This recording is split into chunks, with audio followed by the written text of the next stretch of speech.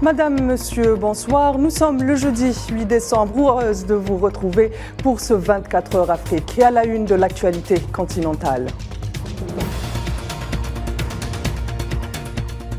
9e conférence de haut niveau sur la paix et la sécurité en Afrique. Les travaux se poursuivent. Les présents réaffirment les ambitions et les engagements du continent pour des solutions afro-africaines. Un dossier en début d'édition.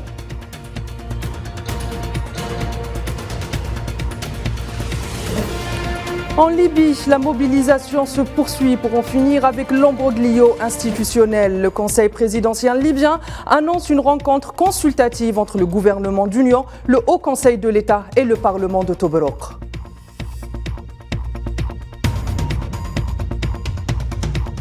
En République démocratique du Congo, près de 130 civils ont trouvé la mort à Kinshi et Bambo, selon une enquête de l'ONU.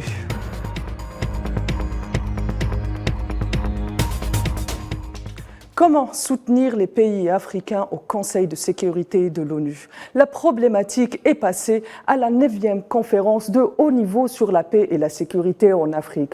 Au second jour des travaux, il a surtout été question de penser à porter la voix de l'Afrique à l'international.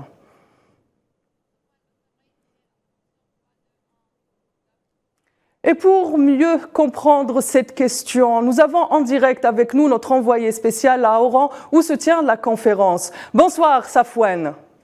Bonsoir Timina Makati. Alors, sur quoi se sont portés les travaux de cette deuxième journée à Oran?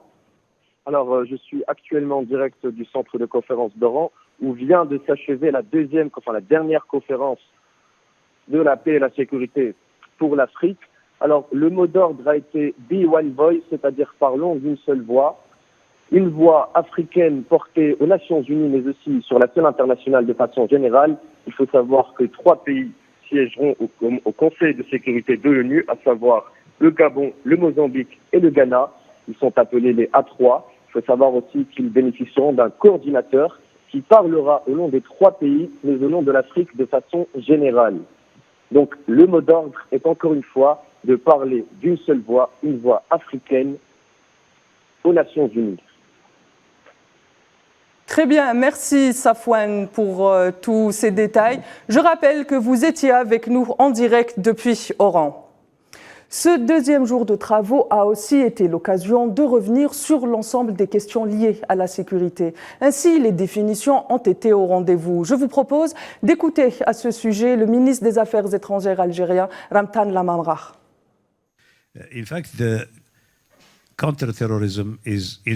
En réalité, le contre-terrorisme est en soi un défi intellectuel. J'ai pu écouter les interventions de quelques-uns de mes collègues dire que l'efficience du travail de la communauté internationale dans la lutte contre le terrorisme souffrait une certaine forme de désaccord autour de la définition du terrorisme. Mais la sagesse de la communauté internationale a pu adopter plusieurs définitions thématiques selon le type de crime, de manière à ce que la coopération antiterroriste puisse se développer autour de certaines thématiques particulières. De son côté, le ministre nigérien des Affaires étrangères, Hassoumi Massaoudou, n'a pas manqué de rappeler le rôle pivot de l'Algérie autant que porte-voix de l'Afrique. On l'écoute. Au Niger, nous respectons cette position de l'Algérie. Nous souhaitons, et nous avons déjà d'excellentes relations avec l'Algérie, nous en avons toujours eu. Et nous souhaitons développer l'Algérie de cette relation-là à travers des grands projets structurants entre nous. Nous avons échangé sur quelques-uns. Il y a un, par exemple, qui est en cours avec le Nigeria. Vous voyez bien que ce projet de gazoduc, que nous avons aussi d'autres idées, beaucoup d'autres idées. Nous avons aussi la nécessité de relancer et de revoir, de dépoussiérer tout ce que nous avions comme coopération sur le plan sécuritaire dans cette région autour du Sahara. À présent, je vous propose d'écouter Salah Al-Nadif, ministre des Affaires étrangères tchadien, qui revient sur l'Union africaine et son rôle de cheville ouvrière dans le maintien de la sécurité et la paix en Afrique. Et je crois que des retraites comme celle-là nous permettent de dégager des visions partagées, nous permettent aussi d'asseoir des stratégies, et comme nous avons souvent l'habitude de le dire, dégager des perspectives pour les problèmes africains, avec des solutions africaines. Et je ne pense pas qu'il y ait un lieu plus indiqué que l'Algérie pour dégager des perspectives de ce genre. Cette 9e édition de la conférence de haut niveau sur la paix et la sécurité en Afrique est aussi l'occasion de revenir sur les défis et les ambitions africains, à la lumière de son passé, mais aussi des grands bouleversements que traverse le monde. On écoute Leila Zerouki, envoyée spéciale chargée des grands partenariats au ministère des Affaires étrangères d'Algérie. La place de l'Afrique doit être construite par les Africains. Nous avons une responsabilité. Nous étions absents quand l'ordre international a été créé. Il y avait 51 États qui ont voté. Il y avait 2 Africains, l'Éthiopie et le Libéria. Donc aujourd'hui, nous devons, en tant que continent, avec nos instruments, avec nos mécanismes, je pense qu'il est clair aujourd'hui. Et si aujourd'hui on est aussi convoité, c'est parce que les gens comprennent que nous sommes de mieux organisés, que nous essayons de mettre de côté tout ce qui peut créer divergence pour nous concentrer sur nos priorités qui assurent, 1, notre sécurité, 2, notre développement.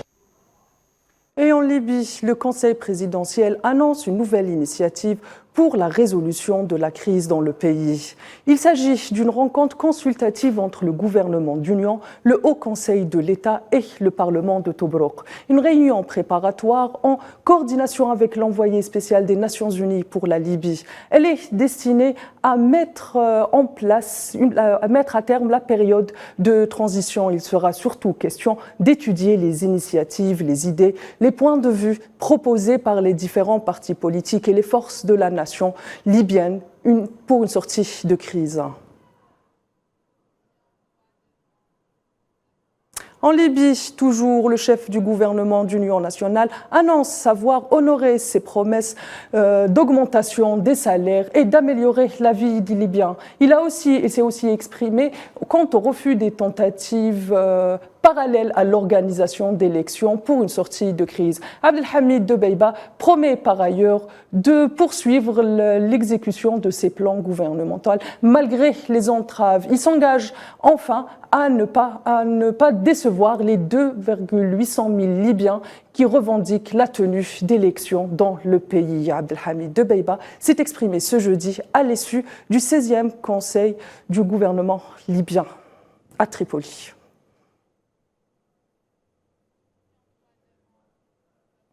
Et en République démocratique du Congo, l'enquête préliminaire de l'ONU fait état de près de 130 morts, tous des civils, le 29 novembre dernier au nord Kivu. La région est en proie à d'importantes abcès sécuritaires depuis la résurgence du mouvement M23. On écoute Iman Merad.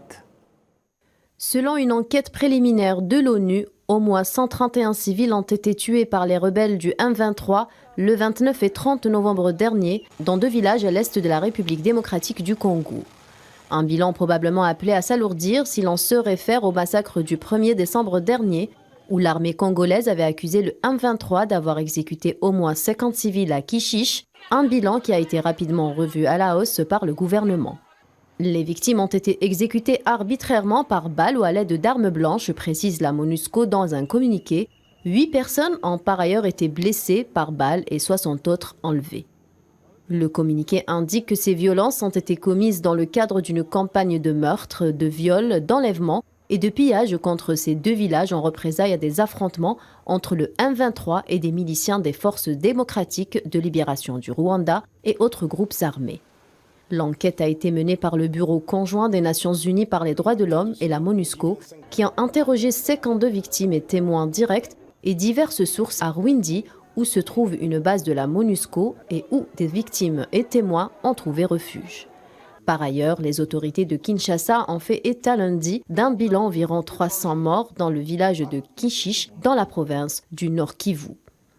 Le M23 a pour sa part démenti avoir commis ce crime, reconnaissant seulement la mort de 8 civils tués selon lui par des balles perdues lors d'affrontements à Kishish entre ses combattants et des miliciens.